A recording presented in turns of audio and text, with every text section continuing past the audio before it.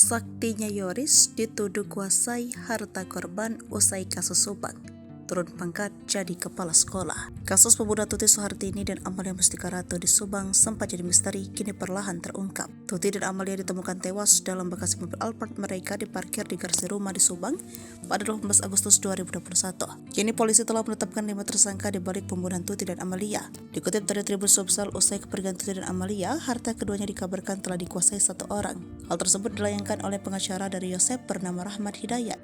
Rahman belak-belakan menceritakan kepemilikan kekayaan mendiang Tuti dan Amalia kini. Ternyata harta dua korban pembunuhan tersebut telah dipegang Yoris, anak sulung Tuti sekaligus kakak kandung Amalia. Begitu juga dengan rumah yang jadi TKP pembunuhan ibu dan anak tersebut.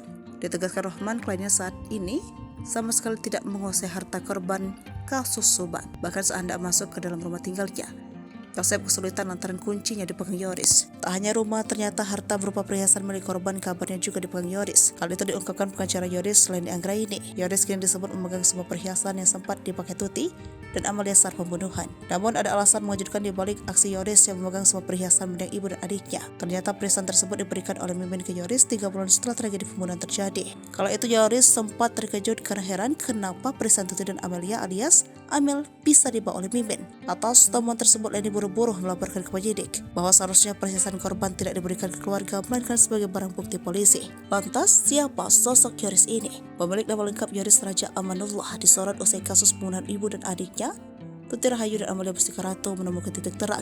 Diketahui Yoris merupakan anak Yosef dan Tuti Suhartini, yang juga merupakan kakak dari Amalia Mustika Ratu. Sebelum kejadian, Yoris merupakan ketua Yayasan Bina Prestasi Nasional. Tuti menjabat sebagai bendahara dan Amel sekretaris, sedangkan Yosef saat itu menjadi Dewan Pembina.